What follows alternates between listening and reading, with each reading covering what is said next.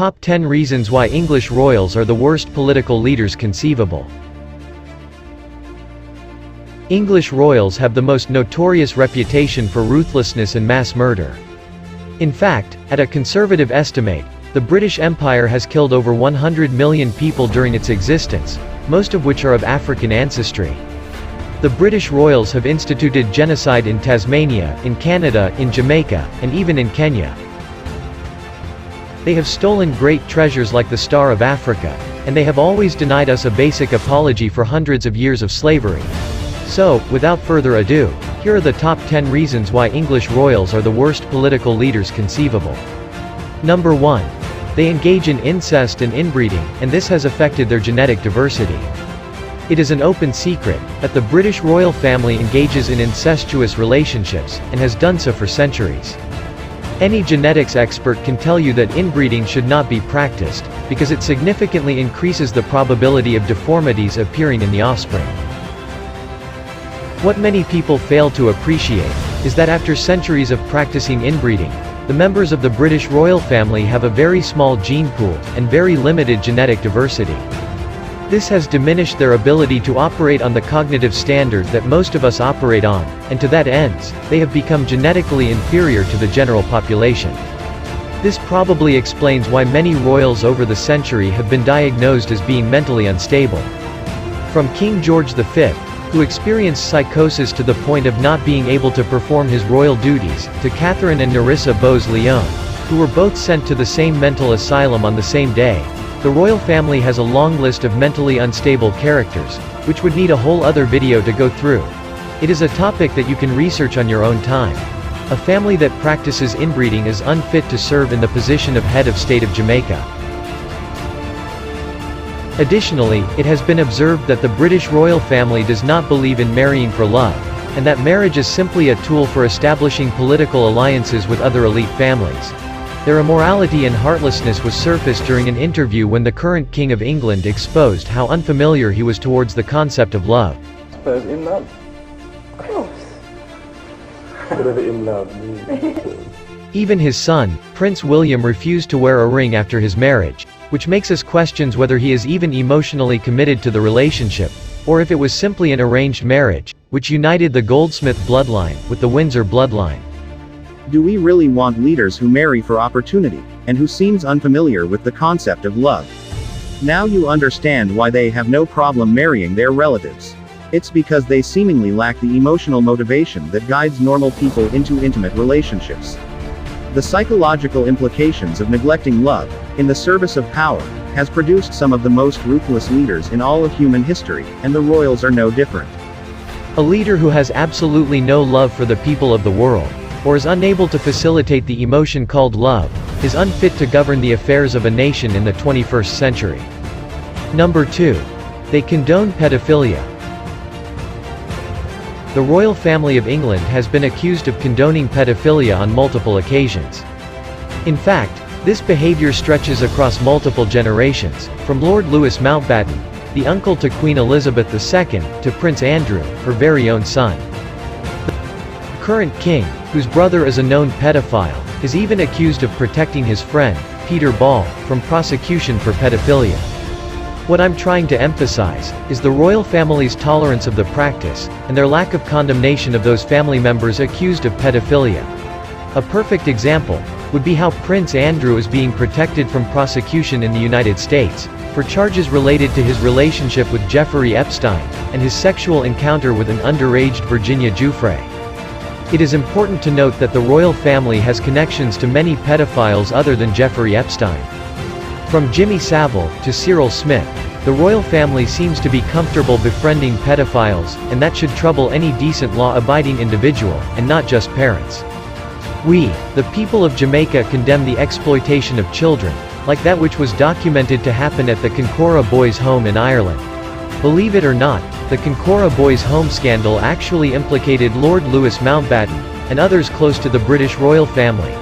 Pedophilia has been, and still is, one of the most despicable crimes ever committed in all of human history.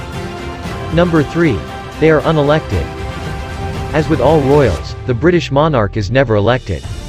Therefore, the people of England and the Commonwealth never get the democratic freedom to elect their head of state, and is deprived of a political voice.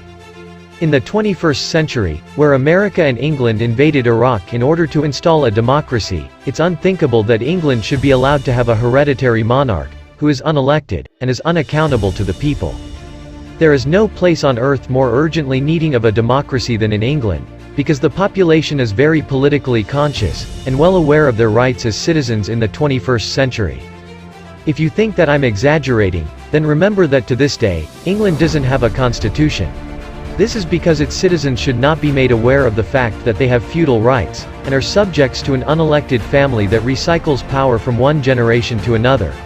Jamaicans refuse to identify as subjects of a monarch, and we will not depart with our inalienable rights in order to facilitate a king. Number 4. Their racism and their antiquated worldview.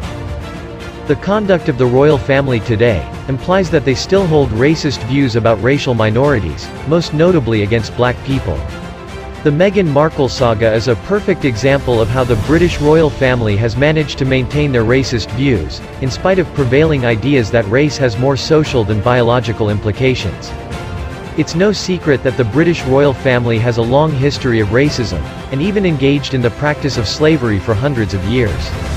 Since the royal family refuses to apologize for slavery, and refuses to pay reparations to the descendants of the enslaved, when they had no problem paying the descendants of the slave masters up until 2015, it is fair to conclude that their immorality towards dark-skinned people haven't changed. The British royal family is completely out of touch with the political needs of the 21st century, and think that they are somewhat entitled to reign over other human beings, because of their ill-gotten royal legacy that descends from a long line of racist, homicidal tyrants, who considered themselves to be superior to the average person. This old-fashioned or antiquated worldview is unbecoming of anyone seeking to represent a nation politically, in this globalized and technical era of human history. The unsubstantiated idea that Prince William should inherit King Charles's position, without the people having a say as to who should be England's head of state, is indicative of the royal family's old-fashioned understanding of the modern political needs of the people of Britain and the wider Commonwealth. Number 5. They are Nazi sympathizers. As unbelievable as it sounds, there is plenty of evidence to substantiate the claim that the British royal family have facilitated Nazi sympathy for multiple generations. Historians tend to gloss over the fact that although England and Nazi Germany were at war, the British held similar racist world views that the Nazis embraced. In fact, according to a BBC program called Racism, A History, the British Prime Minister during World War II, Winston Churchill, was a quote-unquote, convinced eugenicist. And he named his new science eugenics. In the last decades of the 19th century, it became widely respected, attracting an array of high-profile supporters. They included many of the great figures of the late 19th, early 20th century, people like George Bernard Shaw, H.G. Wells, Winston Churchill, all of them absolutely convinced eugenicists. So, racism and even genocide was not unique to Nazi Germany. In fact, all the major Western European powers committed some form of genocide during the age of colonization. The Holocaust was simply the last of the major genocides committed by Western European countries, and Germany's negative reputation stems from the fact that they made the mistake of committing their atrocities on the European continent. What I'm trying to do is to bridge the gap between your current view of the common characteristics between England and Germany, and the view that I'm about to present. Because let's face it, it's hard to accept the fact that the British are actual Nazi sympathizers. King Edward VIII of England abdicated the throne, married an American actress, and visited Hitler in Germany. For this despicable act of treason, he was given governorship over the Bahamas after World War II ended. He seemingly imported Nazi sympathy to England, as the future monarch Queen Elizabeth II is seen in this photo being taught the Nazi salute by her uncle, Edward VIII. The association to Nazism carried on, as that same Queen Elizabeth would grow up to marry Prince Philip of the House of Schleswig-Holstein-Sonderburg-Glucksburg, who had strong German ancestry, and had 3 sisters who married high-ranking Nazi officials. Here is his sister Sophie, with her husband, Nazi Oberfuhrer Christoph von Hesse, one of Hermann Göring's confidant. So, it is a historical fact that Queen Elizabeth's sisters-in-law were Nazis. The Nazi-embracing tradition did not end there, as Prince Harry would spearhead the next generation into embracing Nazi sympathy, as he openly wore a Nazi outfit to an upscale dress party in 2005. In a Daily Mail article dated January 23, 2023, Harry claimed that Prince William and Kate had encouraged him to wear the controversial Nazi outfit, which implies that the royal family does not find Hitler's legacy to be alarming and immoral. In fact, Prince William and Kate got married on the 29th of April, 2011, which is the 66th anniversary of Hitler's marriage to Eva Braun. Taking into consideration the multiple Nazi connections, it's hard to write this off as a coincidence, as opposed to it being evidence of the family's continued admiration for Adolf Hitler. Many people might be doubtful as to whether or not the British royal family truly embraces Nazi philosophy. However, their conduct and attitudes towards racial minorities might reveal the truth. In the case of Jamaica, a former colony of the British Empire, the royal family still deny the descendants of the enslaved a basic apology for slavery, much less to even consider reparations, or repatriation back to Africa for those who desire to be returned to their ancestral land. They unjustly deport the people of the Windrush generation who rebuilt England after World War II. They exited Brexit because of their opposition to the EU facilitating immigrants, and their museums are stuffed with stolen African art that they refuse to return. Prince Philip, who is infamous for his racism, was once quoted as saying, "If I die, I hope to be reincarnated as a deadly virus, in order to solve the issue of overpopulation." This is the statement of a racist royal family member, who wants to decrease the human population. So, what do you think? Is that enough evidence to convince you that they embrace Nazi philosophy? Well, it should be. It comes at no surprise that the British royal family would admire the government with the worst reputation in history, since this video seeks to prove that the British royals are the worst political leaders conceivable. Number 6. They target those who criticize them. Since it has already been proven that the British royal family is illegitimate by modern democratic standards, and their lifestyle is parasitic, it should come at no surprise that they've only been able to maintain their position by targeting those who expose how they contribute nothing to society.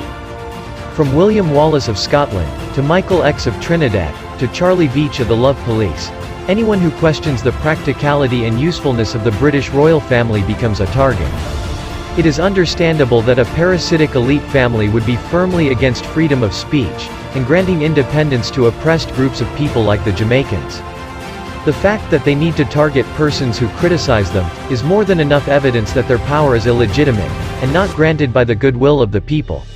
It is understandable that the British people have a moral right to dispense with the services of the British royal family, and that at any given time, they can have those royals removed from their positions, in the interest of advancing Britain to a complete democracy. Number 7. They are against meritocracy. Meritocracy is the idea that a particular position should go to the most capable persons available, and this is the main reason why people pursue academic credentials and work experience. The idea that the position of head of state of Great Britain and the Commonwealth should go to a king, because he's the son of Queen Elizabeth, and not because he's the best man for the job, is no different from expecting the son of a surgeon to perform surgery, simply because he's descended from a surgeon. However ridiculous that logic might sound, it is the rationale for why royals are allowed to inherit a political position on the basis of ancestry. Why should anyone pursue the necessary qualifications for a particular profession, if the most influential profession in the country is hereditary? Why should a lawyer be trained, and be required to earn his profession if the royal family simply inherits theirs? This entitlement mentality of the British royal family discourages hard work, ambition, and the commitment to contribute back to society, because the double standard for success seems unfair.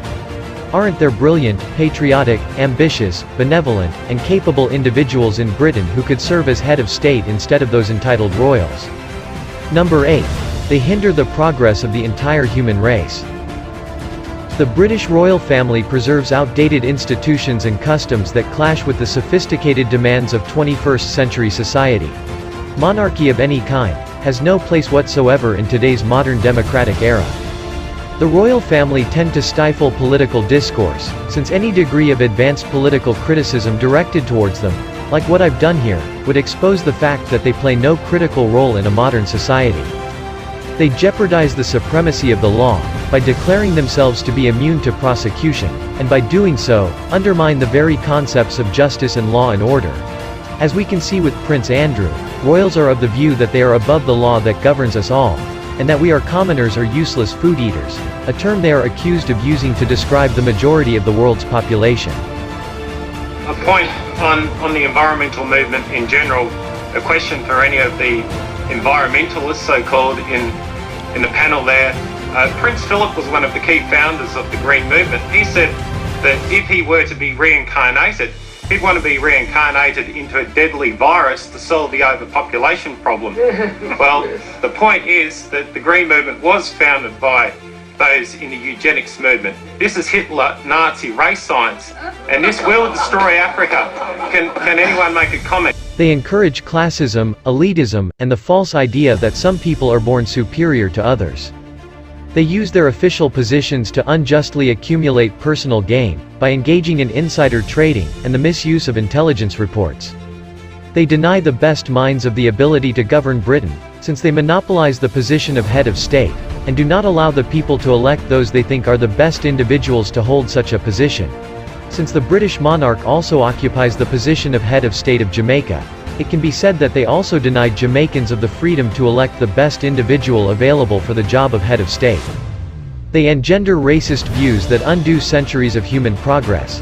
They also inspire the British population to not overcome their racial biases, and align their opinions on race with the standard of modern society. This has affected Britain's diplomatic potential, as many former colonies increasingly pursue a policy of isolationism towards Britain. They are members of the occult, and their moral understandings are jeopardized by their occult lessons on the need for hierarchy, and the right of an elite group to rule the masses. This is contrary to our modern democratic values, which reinforce the people's right to be free and independent, and not to be ruled over by a parasitic elite. Number 9. They hoard wealth while a quarter of the world's population starve. The British royal family is known to have amassed vast amounts of wealth from both the slave trade with Africa, and the drug trade with China. They are believed to be worth an estimated 17 trillion pounds. And although that estimate seems inconceivable, just remember that the British royal family owns around 300 residences, from palaces to mansions. They own the crown jewels, solid gold thrones, a solid gold carriage, prized racehorses, a fleet of Bentleys and Rolls-Royces, and even the largest collection of gold bullion, which is held in their underground vaults. Although I'm unable to confirm that they are trillionaires, there is no doubt that they have hoarded more wealth than those who are featured in Forbes magazine.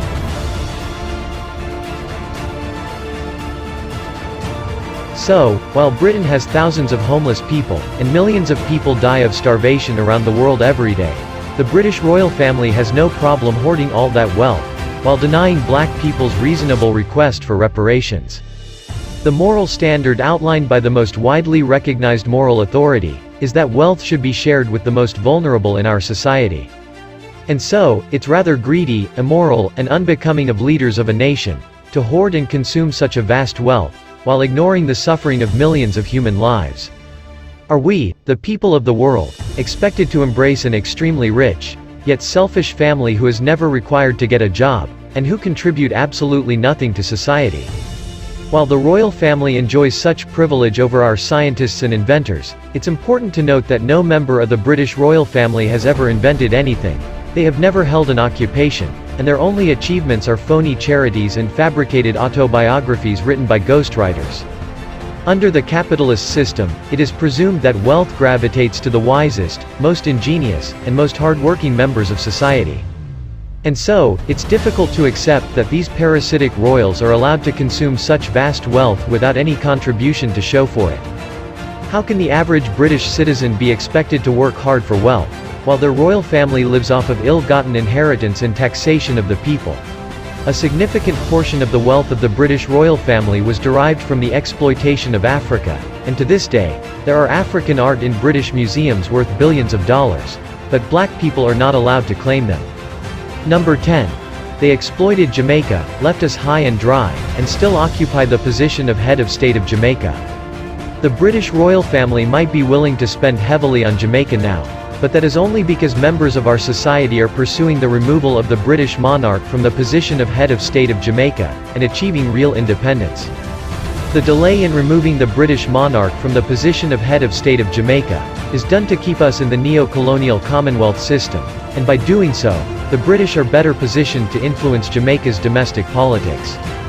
An example of the British royal family manipulating Jamaican politics is their decision to draft the Prime Minister of Jamaica into the King's Privy Council. Taking into consideration that Jamaica is on a path towards complete independence, this is no doubt a disregard of our sovereign ambitions, and a way to undermine our independence struggle.